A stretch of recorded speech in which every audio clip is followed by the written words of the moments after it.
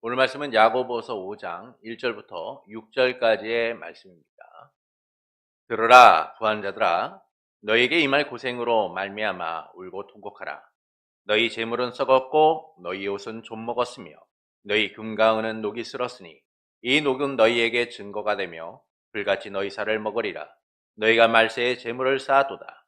보라, 너희 밭에서 추수한 품꾼에게 주지 아니한 삭이 소리 지르며 그 추수한 자의 우는 소리가 만군의 주에게 들렸느니라. 너희가 땅에서 사치하고 방종하여 살육의 날에 너희 마음을 살찌우게 하였도다. 너희는 의인을 정죄하고 죽였으나 그는 너희에게 대항하지 아니하였느니라. 아멘. 자기 뜻대로 살려는 세상에서 하나님의 뜻대로 살고자 힘쓰는 성도 여러분을 예수님의 이름으로 축복합니다. 이 야고보는 미래를 계획하고 이득을 보고자 하는 이 성도들의 어리석음을 지적하면서 우리의 생명이 잠깐 보이다가 사라지는 안개와 같다라고 하죠. 그렇게 성도는 주의 뜻이면 살기도 하고 이것도 저것도 하리라 라고 말해야 한다라고 합니다. 그러나 그들이 교만한 자랑을 하니 그러한 자랑은 악한 것이다 라고 하죠. 그러므로 사람이 선을 행할 줄 알고도 행하지 아니하면 죄다라고 말씀합니다. 이는 하나님의 뜻대로 사는 겸손한 삶에 대하여 말씀하고 있는 것이죠.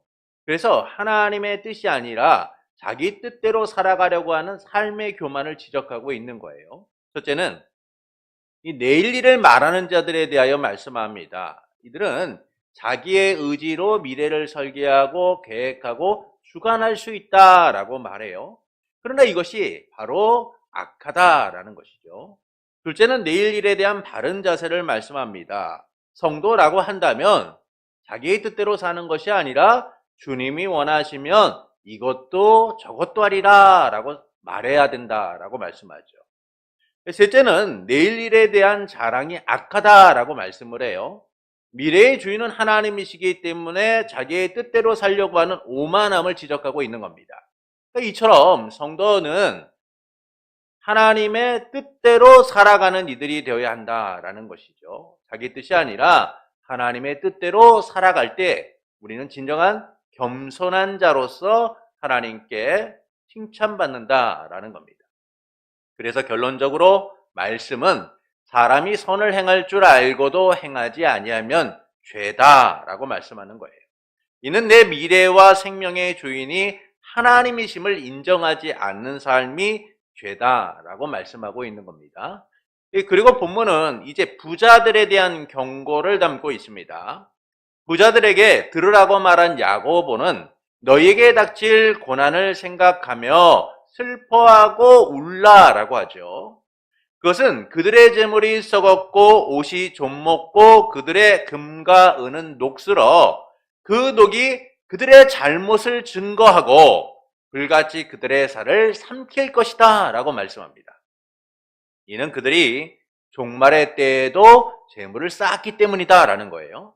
그러면서 야고보는 보아라, 너희 밭에서 추수한 일꾼에게 지불하지 않는 품삯이 소리를 지르며 추수하는 자들의 부르짖음이 만군의 주의 귀에 들렸도다 라고 말합니다.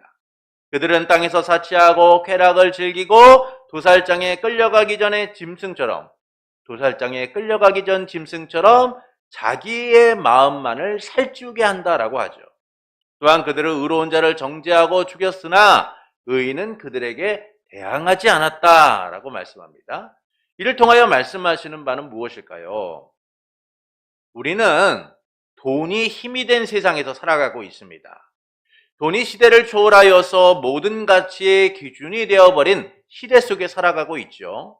그래서 사람들은 돈을 벌고 모으기 위해 일평생을 헌신하며 살아요. 또한 어떤 이들은요, 돈을 얻기 위해 수단과 방법을 가리지 않습니다. 그래서 야합하거나 사기를 치거나 도둑질을 하거나 때론 살인까지 저지르면서까지 돈을 얻고자 노력해요. 돈에 눈먼 채 달려가죠. 이것은 돈이 모든 가치의 위에 있기 때문입니다. 돈이면 다 된다라고 사람들이 생각하고 있기 때문에 이 돈이 힘이 된 세상 속에서 사람들이 그렇게 돈을 쫓아 살려고 하는 것이죠. 구약시대에도요, 물질적 복이 하나님의 복이다라고 이해되었었어요. 물질적 풍요가 하나님이 주신 복이라고 믿었습니다. 그것은 하나님이 당시에 택한 백성들에게 하나님의 복을 보이도록 하시기 위하여 나타내셨던 일 중에 하나죠. 그러나 이와 같은 물질관이 예수님 시대에도 만연했다라는 거예요. 그래서 백성을 바르게 가르치고 인도해야 될 바리새인들이 이 물질을 삶의 기준으로 삼았다라는 겁니다. 그러나 예수님은 이 불의한 일꾼의 비유를 통하여 물질에 대한 바른 시각을 제시하시죠. 어떤 부자에게 재산을 관리하는 일꾼이 있었는데 그가 재산을 낭비한다는 소문을 듣게 된 겁니다. 그래서 부자는 그를 불러다가 내가 너에 대한 소문을 들었는데 그 소문이 어떻게 된 거야? 더 이상 내가 너를 일꾼으로 쓸 수 없으니 이제 그만 좀 두어라 라고 말하죠. 이에 일꾼이 속으로 생각하기를 내 주인이 내 일을 빼앗았으니 내가 이제 어떻게 해야 되지? 땅을 파자니 힘이 없고 구걸을 하자니 창피하고 내가 무엇을 해서 돈을 벌어 살까 고민합니다. 그래서 그는 생각하기를 내가 이 자리를 떠나게 되었을 때에 사람들이 나를 기쁨으로 맞이하도록 해야겠다라는 생각을 하죠. 그래서 주인에게 빚진 사람들을 하나 둘씩 불러서 빚을 탕감해 주게 됩니다. 이를 들은 주인은 불의한 일꾼이 슬기롭게 행동했다라고 하면서 오히려 그를 칭찬하죠. 이 이야기 후에 예수님께서는 불의한 재물로 친구를 사귀라라고 말씀하십니다. 그러면서 그 재물이 없어질 때에 그들이 너희를 영원한 곳으로 맞아들일 것이다 라고 하시면서 불의한 재물에도 충실하지 못하면 누가 참된 것을 너희에게 맡기겠느냐라고 말씀하죠. 그러면서 어떤 종이 두 주인을 섬길 수 없는 것처럼 하나님과 재물을 함께 섬길 수 없다라고 말씀하십니다. 그러니까 이 말씀을 돈을 좋아하는 바리새인들이 듣고 예수님을 비웃게 됩니다. 그들은 물질이 하나님의 복이라고 여겼고 그 물질을 조차 살아가는 인생들이었기 때문이죠. 그런데 예수님께서는 불의한 재물로 하나님이 기뻐하실 일을 하라고 하니 그들이 받아들일 수가 없는 거예요. 돈이 최고라고 여겼고 돈이 하나님의 축복이라고 여겼는데 예수님의 말씀을 들으니 그렇게 살 수가 없는 거죠. 그래서 그들은 예수님을 비웃게 됩니다. 그러니까 이런 바리새인들처럼 사람들은 물질이 복이라고 믿으며 부자가 되기를 선망을 해요. 누군가의 물질적 복을 부러워하며 살아갑니다. 그래서 누가 돈이 많으면, 누가 더 잘 되면, 누가 많은 것을 쌓으면 우리는 선망의 눈빛으로 그들을 바라보죠. 그런데 본문은 이 복이라고 여긴 이 부자에 대하여 경고하고 계신 거예요. 부자의 부함이 심판의 증거다라고 말씀하고 있는 겁니다. 그래서 그들이 슬퍼하고 애통하는 이유가 된다라고 말씀하고 있는 거예요. 또한 부자가 되기 위해 행한 그들의 악함이 하나님께 들렸다라고 말씀하죠. 그들이 땅에서 누리는 삶이 도살장에 끌려가기 전에 짐승처럼 자기의 마음만 살찌우는 것이다 라고 말씀합니다. 그리고 그들은 죄 없는 사람에게 자비를 베풀지 않고 죽였으나 의인은 그들에게 대항하지 않았다는 것이죠. 이처럼 본문은 이 부자의 악함을 경고하면서 이들이 심판을 받을 것이다 라고 말씀합니다. 이를 통해 말씀하시는 바는 무엇일까요? 이 세상의 부요가 소망이 아님을 말씀해주고 있는 것이죠. 이 부자에 대한 경고는 세상의 부요가 소망이라고 여기는 것을 금하고 있는 거예요. 하나님께 소망을 두지 않고 하나님을 의지하지 않는 삶의 비극이 무엇이냐? 바로 심판을 받는 것이다 라고 말씀합니다. 그래서 본문은 이 부자에 대한 경고를 통하여 참 소망을 어디에 두어야 하는가를 우리에게 알려주고 있는 것이죠. 왜 부자가 소망이 될 수 없는가를 말씀해주고 있어요. 이는 그들이 심판의 대상으로서 성도를 정죄하고 죽이는 이들이기 때문이다 라는 겁니다. 여기서 말씀하는 부자는 야고보서 1장 10절부터 11절에 나오는 부자와는 다릅니다. 야고보서 1장 10절부터 11절에 나오는 부자는 이 교회 안에서 있는 부자들을 얘기하는 거예요. 그러나 본문에 나오는 부자는 교회 밖에 있는 부자입니다. 하나님을 믿지 않고 성도를 착취하는 이들, 하나님을 믿는 사람들을 오히려 정죄하고 죽이는 이들, 돈을 인생의 최고의 가치로 여기며 살아가는 이들, 바로 세상 교회 밖에 있는 부자들을 말씀해주고 있는 것이죠. 그러나 이와 같은 부자는 이 세상의 소망처럼 여겨집니다. 사람들은 그들이 가진 부를 부러워하면서 그 부를 소망하고 살아가죠. 누가 몇 조가 있고 누가 몇십억이 있고 누가 몇백억이 있다라고 하면 우리는 그들의 모습을 보면서 도대체 저 사람들은 어떻게 저 부를 얻은 거야 라고 생각하며 그 부를 부러워하며 살아갑니다. 세상에 많은 사람들이 부자들의 그 부를 부러워하며 선망하고 살아가죠. 그런데 말씀은 그들의 부가 소망이 아니다라고 말씀해주고 있어요. 그러면서 말씀은 세상의 부요함이 가진 한계를 지적합니다. 그들의 죄를 지적하고 있는 것이죠. 첫째는 심판이 닥칠 것이다 라고 말씀해요. 본문 1절을 보시겠습니다. 함께 읽겠습니다. 들으라 부한 자들아 너희에게 임할 고생으로 말미암아 울고 통곡하라. 여기서 임할 고생은 장차 일어날 재난, 심판을 말합니다. 그러니까 임박한 심판에 대하여 말씀해주고 있는 것이죠. 그러니까 이처럼 부자는 임박한 심판으로 인하여 울고 통곡하게 될 사람들이라는 거예요. 그것은 그들이 죄인이기 때문입니다. 불의한 자들이기 때문이죠.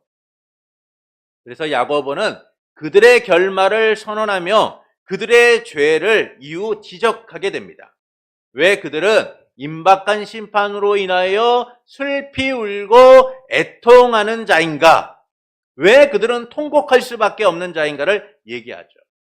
이처럼 세상에서 부자는 소망처럼 보이지만 그들은 절망을 안고 살아가는 이들이라는 거예요. 심판을 짊어진 자들이라는 겁니다. 그런데 그들은 임박한 심판을 알지 못한 채 영원히 그들의 부를 누릴 것처럼 살아가고 있는 것이죠. 그들의 삶이 어떤 끝을 맺을지도 모른 채 부를 쌓는 것을 목적으로 여기며 그것을 소망하고 살고 있다라는 겁니다. 그러나 하나님께서는 이 세상의 소망이 된 부자들을 향하여 임박할 심판으로 인하여 너희는 울고 통곡하게 될 것이다 라고 말씀하고 계시죠. 그들의 삶의 결말이 심판임을 깨달으라 라고 말씀하시는 거예요. 그들의 기대처럼 영원하지 않다라는 겁니다. 그러니까 이처럼 부자는 그들의 삶으로 인하여 당장 닥칠 심판을 받는 자들이다 라고 말씀해주고 있는 것이죠. 둘째는 세상의 부여가 가치가 없다라는 사실을 말씀해주고 있어요. 본문 2절부터 3절을 함께 읽겠습니다. 너희 재물은 썩었고 너희 옷은 좀먹었으며 너희 금과 은은 녹이 쓸었으니 이 녹이 너희에게 증거가 되며 불같이 너희 살을 먹으리라. 너희가 말세에 재물을 쌓아도다. 부를 쌓는 것이 그들의 심판을 쌓는 것이다 라고 말씀해 줍니다. 그들이 소망이라고 여겼던 그 부가 그 부의 실체가 무엇이냐? 썩어지고 좀먹고 녹쓰는 것이다 라는 것이죠. 그것은 그들의 삶이 심판받을 수밖에 없는 증거다라고 말씀해주고 있어요. 그렇기에 이 종말의 재물을 쌓는 그들의 삶은 무가치하고 헛될 뿐이다라고 말씀해주고 있는 겁니다. 예수님께서는 재물을 쌓아 하나님께 부여치 못한 자가 되지 말라라고 말씀하셨어요. 또한 예수님께서는 보물이 있는 곳에 내 마음이 있다라고 하시면서 보물을 땅에 쌓아두지 말고 좀도 녹슬지도 도둑도 들지 않는 하늘에 쌓아두라라고 하시죠. 그리고 하나님과 재물을 함께 섬길 수 없다라고 하십니다. 이처럼 재물을 쌓는 부자의 삶은 하나님께 부여치 않은 자이며 하나님이 아닌 재물을 섬기고 살아가는 이들이라는 것이죠. 그들은 하나님이 아닌 재물을 섬기며 그것을 소망으로 두고 그것을 그들의 신으로 여기며 살아가는 이들이라는 거예요. 그래서 그들이 재물을 쌓는 그 모든 행위들이 하나님의 심판의 증거다라고 말씀해주고 있는 겁니다. 종말의 때에 재물을 쌓는 일이 그들의 증거가 되고 죄로 판단받게 된다라는 것이죠. 그래서 이 세상의 부요 재물을 쌓는 일은 헛되고 무가치하다라고 말씀해주고 있습니다. 셋째는 자기 마음만 살찌게 할 뿐이다라고 말씀해요. 본문 4절부터 5절을 함께 읽겠습니다. 보라, 너희 밭에서 추수한 품꾼에게 주지 아니한 삭시 소리를 지르며 그 추수한 자의 우는 소리가 만군의 주에게 들렸느니라. 너희가 땅에서 사치하고 방종하여 살육의 날에 너희 마음을 살찌게 하였도다. 이 부자를 자기 마음만 살찌우는 자다라고 말씀을 하죠. 그들은 이 품꾼들의 임금을 착취하여 재물을 축적하고 이 자신들을 위하여 사치하고 방탕하고 방종하는 사람들이다라고 말씀해요. 약자의 아픔을 생각하지 않고 자기만을 위하여 살아가는 이들이라는 겁니다. 부자의 삶은 어려움이 없지만 추수하는 일꾼들은요, 하루하루 받은 품삯으로 살아가는 이들이죠. 생존을 위해 노동해야 하는 이들이에요.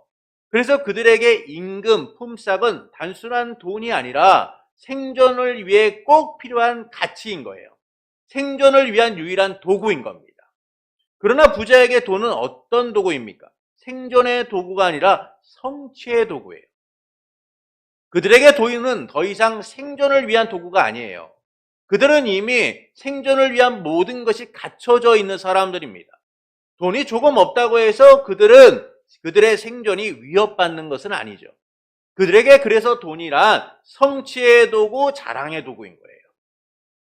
그래서 그들은 더 나은 성취를 위하여, 더 나은 자랑을 위하여 돈을 쌓으려고 하죠. 약자의 돈을 갈취하여 자기의 이익을 채우려고 하는 겁니다. 자기를 위해 사치하고 방종하고 살아가는 것을 두려움 없이 살아가게 되죠. 이 마치 부자와 거지 나사로의 이야기에서 부자가 땅에 사는 동안 많은 것을 누렸기에 아브라함의 포함에 거하지 못하게 되는 것처럼 이 부자들은 생존이 아닌 자기 성취와 만족을 위해 살아감으로 심판의 대상이 되는 거예요. 향락과 쾌락과 즐거움으로 살아가는 인생. 생존을 위해 몸부림치는 자들의 일당을 빼앗아 그 생명을 위협하고 자기의 배만을 살찌우고 자기의 마음만을 살찌우는 인생들이라는 것이죠. 그런 부자들의 악행에 대하여 하나님께서는 추수하는 자의 우는 소리를 만군의 우는 소리가 만군의 주의 귀에 들렸다라고 말씀해요. 마치 이스라엘 백성의 고통의 소리를 하나님께서 들으신 것처럼 생존을 위협받는 사람들의 소리를 하나님이 들으셨다라는 겁니다. 이는 하나님의 심판이 시작되었다라는 것으로 임금을 착취한 부자의 행위가 죄임을 선언하고 있는 것이죠. 그래서 하나님께서는요, 사회적 약자를 위협하는 부자의 악행을 심판하시는 거예요. 그리고 자기의 쾌락과 향락을 위해 살아가는 그들의 행위를 판단하시는 겁니다. 생존이 아니라 쾌락을 탐닉하는 그들의 방탕한 삶에 대하여 하나님은 지적하고 계세요. 그들이 살육의 날 자기 마음만 살찌우게 하였다라고 말씀하죠. 이는 소나 돼지가 도살장에 끌려가기 전에 살을 찌우는 것과 마찬가지예요. 여러분, 소나 돼지가 도살장에 끌려가기 전에는요, 잘 먹입니다. 그래서 어떻게든 살을 찌워가지고 무게를 많이 나가게 좋은 고기를 얻도록 하고자 하죠. 그러니까 이처럼 부자들의 향락은 결국 도살장에 끌려가는 짐승들처럼 자기 마음만을 살찌우는 것이다라는 거예요. 이처럼 불의한 재물과 육체적 쾌락을 쫓는 부자의 삶은 도살당하는 가축처럼 그 끝이 분명하다라는 거예요. 그들은 하나님의 심판을 잊고 자기를 위하여 살아가지만 하나님의 심판을 통하여 그들이 살찌우고자 했던 일들이 얼마나 비참한 일인가, 그들이 누렸던 삶이 얼마나 비극적인 삶인가를 그들은 알게 될 거다라고 말씀해주고 있는 겁니다. 하나님이 없이 자기가 주인이 되어 먹고 마시고 즐기며 삶을 영위하는 어리석은 자들을 하나님은 심판하시겠다라고 말씀하고 있는 것이죠. 넷째는 의인을 정죄하고 죽였다라고 말씀합니다.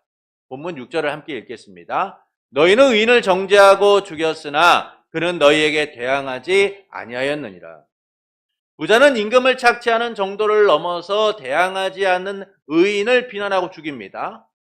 여기서 의인은 가난하지만 하나님의 뜻대로 살아가는 이들을 얘기하는 것이죠.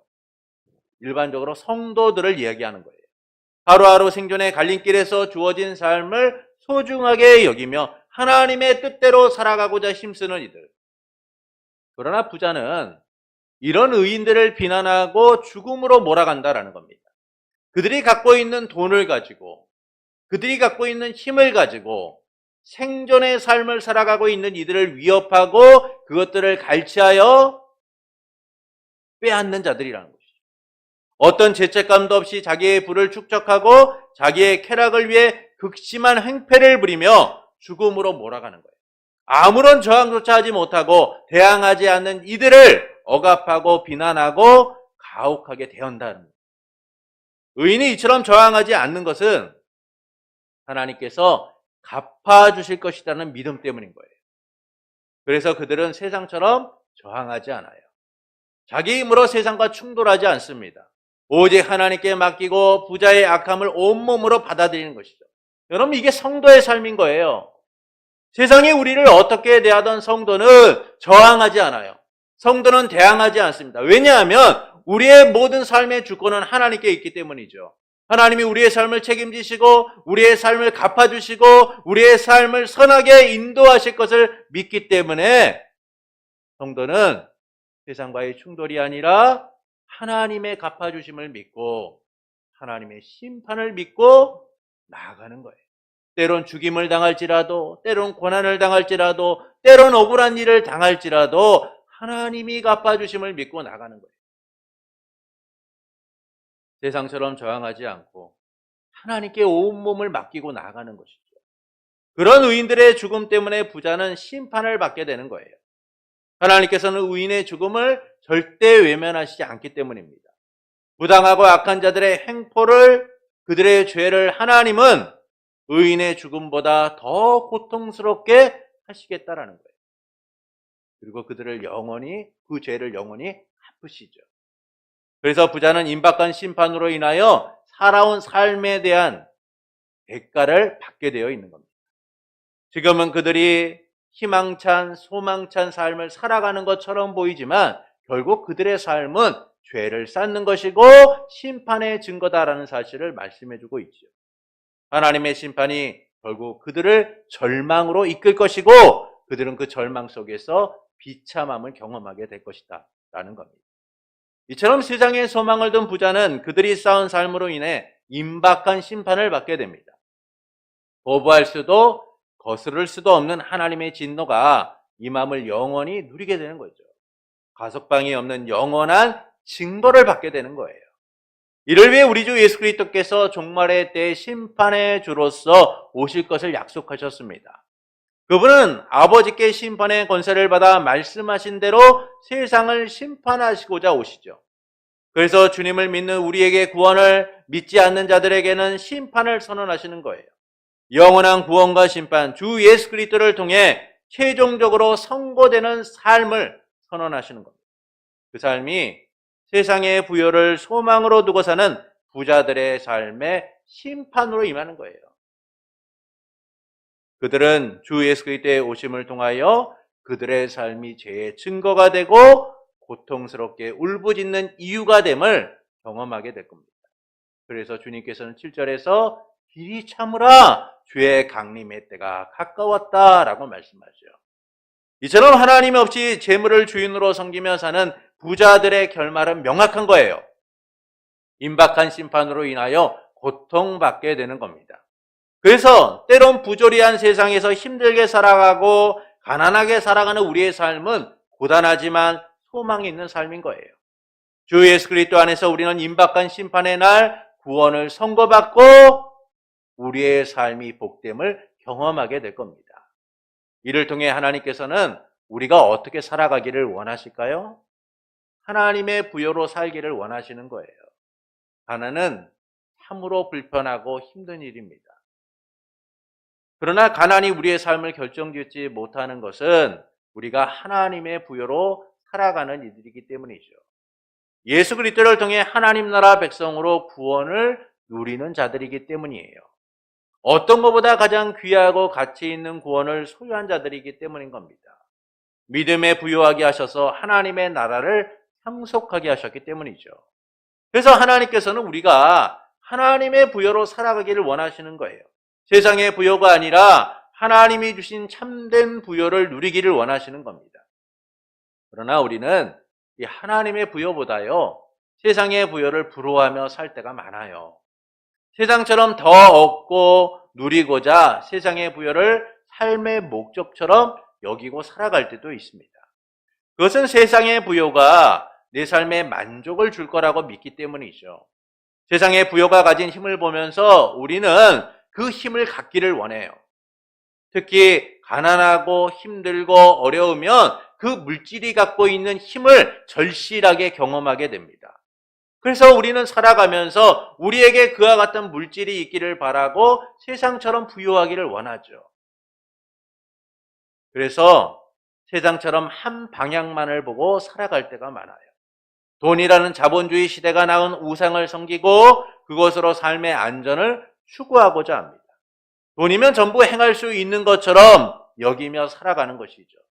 이미 우리는 그런 시대 속에서 돈이 갖고 있는 힘을 경험하고 살고 있기 때문이에요. 그래서 하나님과 재물을 함께 섬기며 살아가고자 해요. 믿음으로 주님을 바라보긴 하지만 여전히 세상처럼 돈에 집착하고 돈을 모으고 돈을 소유하기를 원하며 살아가고자 합니다. 그러나 그 돈이 할 수 있는 것은 잠시 편안함과 즐거움을 줄지는 모르지만 아무것도 할 수 있는 게 없는 거예요. 돈, 세상의 부여가 우리의 생명이나 삶을 연장하는 것이 아니기 때문인 겁니다. 모든 인생은요, 하나님이 정하신 때 그들의 삶을 놔두고 떠나게 되어 있어요. 그토록 몸부림치며 쌓았던 것이 우리의 인생에 아무런 도움이 되지 않는 거예요. 돈이 수십 조가 있건 수백 조가 있건 수천 조가 있건 그것들이 우리의 생명을 연장할 수 없어요. 하나님이 정하신 때에 모든 이들은요, 그들이 소유했던 모든 것들을 놔두고 떠나게 되어 있죠. 그들을 향한 심판을 뒤로 물리거나 없앨 수가 없는 거예요.